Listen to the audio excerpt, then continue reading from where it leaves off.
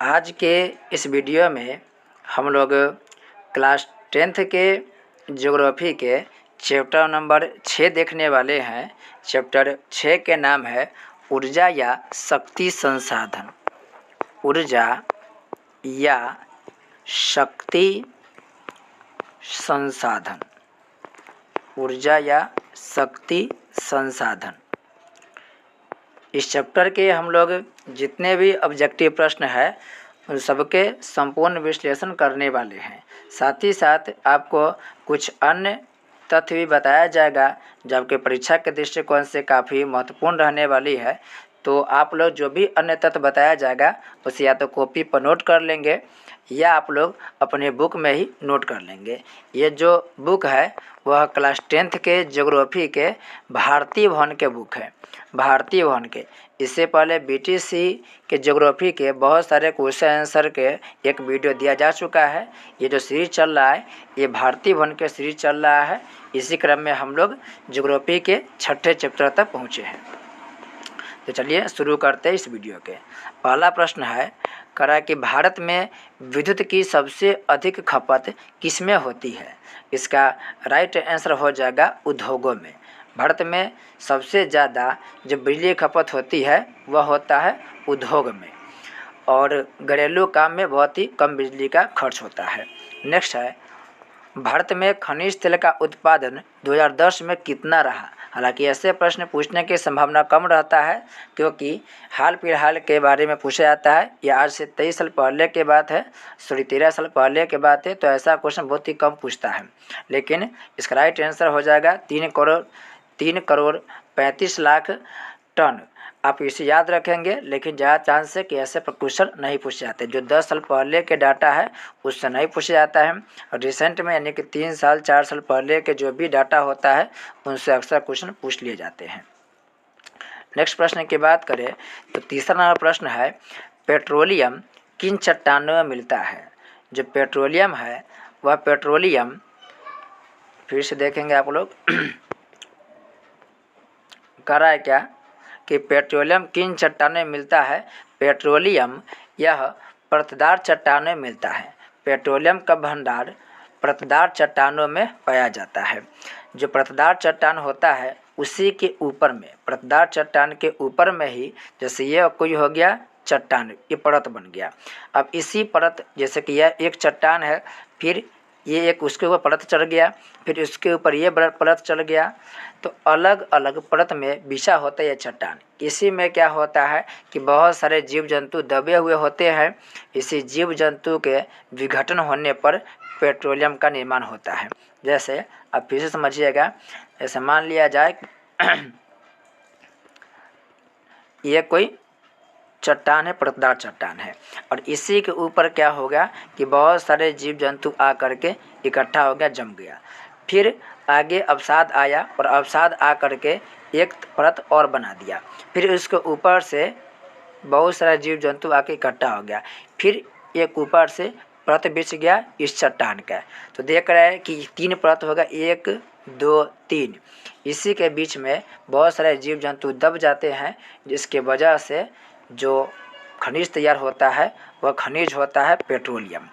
इसी तरह से प्राकृतिक गैस का भी निर्माण होता है। तो याद रखेंगे प्राकृतिक गैस और प्राकृतिक गैस के अलावा जो पेट्रोलियम है उस दोनों का निर्माण इसी तरीके से होता है। नेक्स्ट प्रश्न है करा कि इनमें कहाँ प्राकृतिक गैस के भंडार मिले हैं। ये भी काफ़ी पहले की बात है, लेकिन इसका आंसर याद रखेंगे। भारत के जो त्रिपुरा राज्य है, इस त्रिपुरा राज्य में प्राकृतिक गैस के भंडार मिला है। इसके अलावा आप लोग जानते हैं जो नर्मदा, दामोदर, कृष्णा, ये जितने भी नदी है वहाँ पर भी संभावना है पेट्रोलियम और प्राकृतिक गैस के।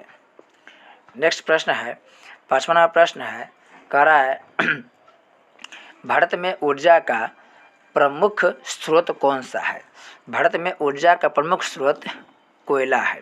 भारत में जो 67% बिजली बनता है और 67% बिजली कोयला से ही तैयार किया जाता है। तो सर्वाधिक बिजली हम लोगों को कोयला से मिलता है। अभी भारत एक विकासशील देश है, इसी वजह से भारत में जो सौर ऊर्जा है, सौर ऊर्जा, पवन ऊर्जा हो गया, उसके बाद जल विद्युत हो गया, इन सब कि अभी देखेंगे सुविधा तो बहुत ही कम मिलेगा। ज़्यादातर हम लोग कोयला से बिजली बना रहे हैं, जबकि जो भी पश्चिमी देश है उन पश्चिमी देशों में विकास ज़्यादा हो चुका है। इसी वजह से देखेंगे तो लोग जल विद्युत और ऊर्जा के और भी संसाधन जैसे कि आणविक संसाधन होते हैं, यूरेनियम थोरियम को तोड़ करके ऊर्जा वो लोग ज़्यादा बनाते हैं। हालांकि हम लोग इस प्रयास में हम लोग इसके क्षेत्र में काम कर रहे हैं और हम लोग काफ़ी पहले से सुधार किए हैं। तो अभी वर्तमान में कोयला का ज़्यादा खर्च हो रहा है, लेकिन दिन प्रतिदिन हम लोग जल विद्युत और सौर ऊर्जा का विकास कर रहे हैं। नेक्स्ट है, इनमें कौन खनिज केरल तट पर बालू के रूप में मिलता है?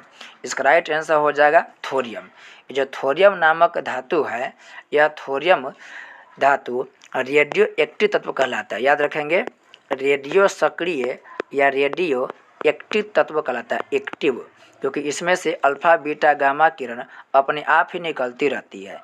और जो थोरियम जो है ये भारत में केरल के जो तट है उसी केरल के तट के बालू में मिलता है। अब दो बात याद रखेंगे कि भारत के एकमात्र राज्य केरल है जहाँ पर थोरियम का भंडार मिलता है। और थोरियम के मामला में भारत दुनिया के अग्रणी देश है, यानी कि सबसे अधिक थोरियम भारत में ही पाया जाता है।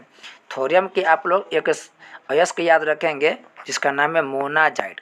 तो प्रश्न पूछेगा कभी आपसे कि बताइए मोनाजाइट किस खनिज का अयस्क है, तो थोरियम का है और ये थोरियम केरल में मिलता है। काफ़ी महत्वपूर्ण प्रश्न है, इसे आप लोग याद रखेंगे। इसके अलावा भारत में यूरेनियम भी थोड़ा बहुत मात्रा में मिलता है। ज़्यादा भंडार तो नहीं यूरेनियम के, लेकिन थोड़ा बहुत इसका भंडार है। और ये भंडार कहाँ पर है, तो भारत के झारखंड राज्य में। भारत के झारखंड में एक जगह है जादूगोरा, इसे याद रखेंगे। जादूगोरा के बहुत बड़ा क्वेश्चन पूछा गया है। इसी झारखंड के जादूगोरा में यूरेनियम का भंडार है। यूरेनियम के अयस्क से भी क्वेश्चन पूछता है, तो याद रखेंगे पीच ब्लेंड। आप याद रखेंगे पीच ब्लेंड। ये जो पीच ब्लेंड है यह यूरेनियम के क्या है, अयस्क है। यूरेनियम के संकेत यू होता है और इसकी परमाणु संख्या 92 यानी कि 92 होता है। और यूरेनियम और थोरियम दोनों रेडियो एक्टिव तत्व होता है, यानी कि रेडियो सक्रिय तत्व होता है। अब हम लोग रिक्त स्थान की पूर्ति करके देखेंगे। पहला है, खनिज तेल में कोयले की अपेक्षा डैश ऊर्जा उत्पन्न करने की शक्ति होती है। इसका राइट आंसर हो जाएगा अधिक। खाली स्थान में क्या आएगा, अधिक आएगा, क्योंकि कोयला से कम ऊर्जा मिलता है, लेकिन खनिज तेल से अगर ऊर्जा बनाया जाएगा तो उससे बहुत ज़्यादा ऊर्जा तैयार होता है। हालांकि भारत में 67% जो बिजली होता है वह कोयला के बनाने से, कोयला की वजह से निर्मित होते हैं, यानी कोयला को जला करके 67% बिजली हम लोग उत्पन्न करते हैं। लेकिन हम लोग बिजली यानी कि जो खनिज तेल होता है पेट्रोलियम, इस पेट्रोलियम को जला करके या पेट्रोलियम यूज करके बिजली नहीं बनाते हैं, क्योंकि जितना बिजली की कीमत है उससे कहीं अधिक कीमत खनिज तेल के होता है। इसलिए हम लोग कोयला से बनाते हैं, खनिज तेल से बिजली का निर्माण हम लोग नहीं करते, क्योंकि वह महंगा प्रोसेस होता है। नेक्स्ट है, डैश थोरियम, बेरिलियम, जिर्कोनियम और लिथियम परमाणु खनिज है। देखिए यहाँ पर याद रखेंगे, यहाँ पर हो जाएगा यूरेनियम। यहाँ पर याद रखेंगे यूरेनियम। तो यूरेनियम हो गया, थोरियम हो गया, बेरिलियम हो गया, जिर्कोनियम हो गया, लिथियम हो गया, ये सभी क्या है, परमाणु खनिज है। इसमें से यूरेनियम का काफ़ी विशेष महत्व है। यूरेनियम के अयस्क बताया था कि पीच ब्लेंड होता है, जो थोरियम के अयस्क क्या होता है, मोनाजाइट होता है। नेक्स्ट है, आणविक शक्ति केंद्र रावत भाटा डैश राज्य में अवस्थित है। इसका आंसर हो जाएगा रावत भाटा, राजस्थान में। राज से रावत भाटा, राज से राजस्थान। तो रावत भाटा कहाँ है, राजस्थान में है। और रावत भाटा को बनाने में भारत को कनाडा देश सहयोग किया था। तो याद रखेंगे रावत भाटा बनाने में सहयोग कौन किया था, कनाडा देश हमारा सहयोग किया था। नेक्स्ट है, उत्तर प्रदेश का प्रसिद्ध आणविक शक्ति केंद्र है। तो उत्तर प्रदेश में जो आणविक शक्ति केंद्र है उसका नाम है नरौरा। याद रखेंगे नरौरा यूपी में है, और यह भी यहाँ से भी आणविक शक्ति के द्वारा बिजली का निर्माण किया जाता है। भारत में कुल 6 जगह पर आप देखेंगे तो परमाणु विद्युत गृह मिलेगा।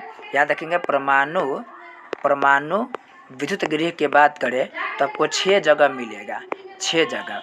पहला आप देखे थे रावत भाटा, दूसरा देखें आप लोग नरौरा, बाकी के बात करें तो गुजरात में आपको महाराष्ट्र में जाइएगा तो महाराष्ट्र में आपको मिलेगा तारापुर, और ये तारापुर एशिया के सबसे बड़ा परमाणु ऊर्जा केंद्र है। महाराष्ट्र में तारापुर है और सबसे बड़ा परमाणु ऊर्जा केंद्र तारापुर ही है। इसके अलावा आप जाएंगे गुजरात में तो गुजरात में है काकरापारा, तो काकरापारा परमाणु ऊर्जा गृह आपको मिलेगा गुजरात में, तारापुर मिलेगा महाराष्ट्र में। ठीक उसी प्रकार से जाएंगे कर्नाटक में तो कर्नाटक में मिलेगा कैगा, तो कैगा परमाणु ऊर्जा गृह कर्नाटक में है।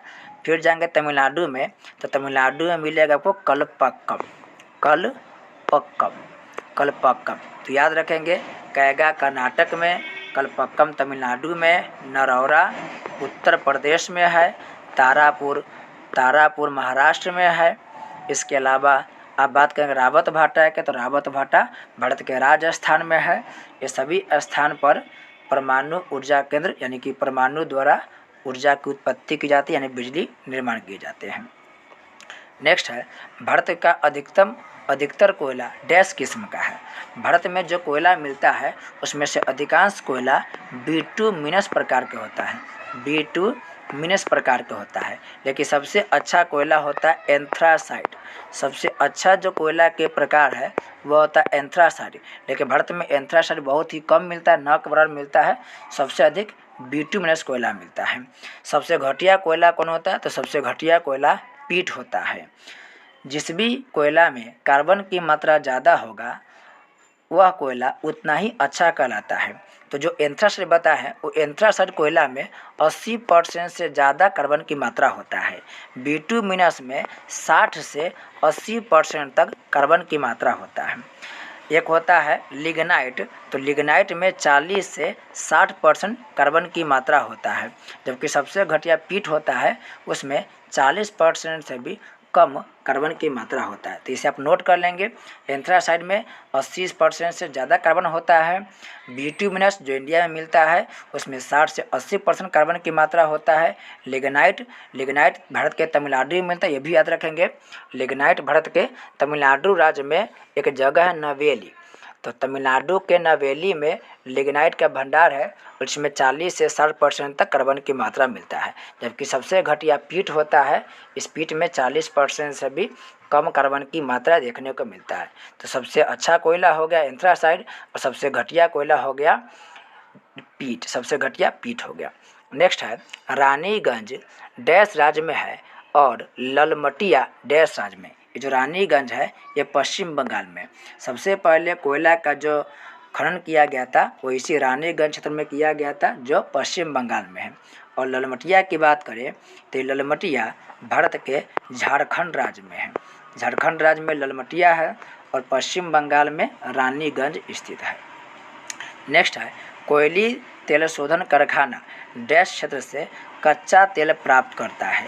ये जो कोयली है यह गुजरात में है और यह कोयली अंकलेश्वर गुजरात में ही अंकलेश्वर है। इसी अंकलेश्वर से यह क्या करता है तो यह कच्चा तेल प्राप्त करता है। और कोयली नामक जो स्थान है वहाँ पर पेट्रोलियम का क्या होता है शोधन होता है, यानी पेट्रोलियम के रिफाइनरी है। नेक्स्ट है प्राकृतिक गैस का सर्वाधिक उत्पादन डैश तेल क्षेत्र से प्राप्त किया जाता है। भारत में सबसे अधिक पेट्रोलियम यानी कि कच्चे तेल की प्राप्ति बॉम्बे हाई से किया था, याद रखेंगे बॉम्बे हाई से, यहीं से सबसे अधिक पेट्रोलियम का उत्पादन किया जाता है। बॉम्बे हाई कहाँ पर है तो आपको हम बताए थे भूगोल के पहला चैप्टर में, ये जो बॉम्बे हाई है वो आपको मिलेगा अरब सागर में। बॉम्बे हाई कहाँ मिलेगा तो बॉम्बे हाई अरब सागर में मिलेगा। जैसे अब भारत के नक्शा देखते हैं तो ये आप ऐसे नक्शा देखते हैं प्रायद्वीपीय भारत के, ये गुजरात क्षेत्र हो गया। गुजरात के यहाँ पर देखिए ये हो गया महाराष्ट्र, इसी महाराष्ट्र में यहाँ पर मुंबई हो गया। और मुंबई से आगे जाएंगे तो पूरा जो इलाका है ये पूरा इलाका ये अरब सागर है। इसी अरब सागर में ही जाएंगे तो मुंबई के तट से 176 किलोमीटर दूर, यह क्वेश्चन पूछा गया है, 176 किलोमीटर दूर मुंबई हाई है और वहीं से पेट्रोलियम का निर्माण होता है, पेट्रोलियम का उत्पादन होता है। तो सबसे अधिक पेट्रोलियम का उत्पादन कहाँ होता है तो अरब सागर में बॉम्बे हाई से। बॉम्बे हाई से एक क्वेश्चन और पूछता है कि बॉम्बे हाई में पेट्रोलियम के उत्पादन के लिए हम लोग जहाज़ कहाँ से खरीदे हैं, तो हम लोग जहाज़ खरीदे जापान से और उस जहाज़ के नाम है सागर सम्राट। तो याद रखेंगे, जापान से हम लोग जो जहाज़ खरीदे हैं उस जहाज़ के नाम है सागर सम्राट, और उसी सागर सम्राट के द्वारा हम लोग पेट्रोलियम निकालने का काम करते हैं। अब है कॉलम अ को कॉलम ब से मिलान करना है। पहला हो गया एंथ्रासाइट। ये जो एंथ्रासाइट है इसमें कार्बन की मात्रा 80% से क्या होता है, ज़्यादा होता है, और सबसे ज़्यादा अच्छा कोयला एंथ्रासाइट को ही माना जाता है। देखिए भारत में इसकी मात्रा बहुत ही कम है। नेक्स्ट है कलपक्कम। ये जो कलपक्कम है यह तमिलनाडु में है और यह आणविक शक्ति केंद्र है, यानी यहाँ पर परमाणु के द्वारा बिजली बनाने का काम किया था, नहीं ऊर्जा बनाने का काम किया था। तो कलपक्कम कहाँ है, तो कलपक्कम याद रखेंगे आप लोग, कलपक्कम आणविक शक्ति केंद्र हो गया तमिलनाडु में। एक क्वेश्चन और पूछता है कि बताइए पूर्णतः, यह भी सब याद रखिएगा, यह भी पॉइंट, पूर्णतः स्वदेशी तकनीक से, पूर्णतः स्वदेशी तकनीक से बनने वाला आणविक शक्ति केंद्र कौन है, तो पुनः स्वदेशी तकनीक से बनने वाला जो आणविक शक्ति केंद्र है वह शक्ति केंद्र आपको तमिलनाडु में जो कलपक्कम है वही है। नेक्स्ट है डिगबोई, और डिगबोई असम में है और यहाँ पर तेल उत्पादन क्षेत्र है। डिगबोई किसके लिए प्रसिद्ध है, तो यह तेल उत्पादन क्षेत्र के लिए प्रसिद्ध है। भारत में सबसे पहले पेट्रोलियम के कुआं की खुदाई डिगबोई क्षेत्र में ही हुआ था। डिगबोई असम में है। एलपीजी, और एलपीजी क्या है, घरेलू उपयोग के लिए प्रयोग किया था, घरेलू उपयोग के लिए। एलपीजी का पूरा नाम है लिक्विफाइड पेट्रोलियम गैस, याद रखेंगे, लिक्विफाइड पेट्रोलियम गैस, यानी हिंदी में बोलते हैं इसे द्रवित पेट्रोलियम गैस, द्रवित पेट्रोलियम गैस। और बात करें एक एलपीजी के अर्थशास्त्र में, तो अर्थशास्त्र में एलपीजी का मतलब होता है लिबरलाइजेशन, प्राइवेटाइजेशन और ग्लोबलाइजेशन। तो एल मतलब होता है लिबरलाइजेशन, पी मतलब होता है प्राइवेटाइजेशन और जी मतलब होता है ग्लोबलाइजेशन। यानी हिंदी में कहे तो उसका मतलब होता है उदारीकरण, उदारीकरण, निजीकरण, उदारीकरण, निजीकरण और वैश्वीकरण होता है। जी फॉर वैश्वीकरण यानी ग्लोबलाइजेशन, यानी कि वैश्वीकरण कहा जाता है। नेक्स्ट की बात करें तो यह है शिव समुद्रम जल विद्युत केंद्र, और शिव समुद्रम जल विद्युत केंद्र जो है यह एशिया के प्रथम जल विद्युत परियोजना है। और यह बना कब था, तो यह बना था 1902 में कर्नाटक राज्य में। याद रखेंगे यह एशिया के पहला जल विद्युत परियोजना है। जो बना कब था, यह बना था 1902 ईस्वी में। इसे अवश्य याद रखेंगे, यह काफ़ी इंपॉर्टेंट है। नेक्स्ट है पवन ऊर्जा, और पवन ऊर्जा ऊर्जा का गैर परंपरागत स्रोत है। ऊर्जा के दो स्रोत होता है, एक होता है परंपरागत और एक होता है गैर परंपरागत। तो आप देखेंगे कोयला, तो कोयला परंपरागत है, यानी बहुत दिन से परंपरा में चलते जा रहे, बहुत दिन से प्रयोग कर रहे हैं। पेट्रोलियम भी ऊर्जा के परंपरागत स्रोत है, और इसके साथ साथ जो प्राकृतिक गैस है वो भी ऊर्जा के परंपरागत स्रोत है। लेकिन ऊर्जा के गैर परंपरागत की बात करें तो ऊर्जा के गैर परंपरागत स्रोत में आप देखेंगे तो इसमें से आता है जल विद्युत आता है, उसी में से आपको आ जाएगा सौर ऊर्जा आ जाएगा, सौर ऊर्जा आ जाएगा, उसी में से आपको आएगा परमाणु ऊर्जा। ये सभी ऊर्जा के गैर परंपरागत स्रोत कहलाते हैं। तो इस तरीक़ा से हम लोग ज्योग्राफी के चैप्टर नंबर 6 कंप्लीट कर दिए हैं। नेक्स्ट वीडियो में हम लोग ज्योग्राफी के अगले चैप्टर को देखेंगे, या किसी अन्य वीडियो में हम लोग इसी चैप्टर के जो भी लघुत्तरीय दीर्घोत्तरीय प्रश्न है उन सबका संपूर्ण विश्लेषण करेंगे। तो मिलते हैं एक नए वीडियो के साथ, तब तक के लिए आपका बहुत बहुत धन्यवाद।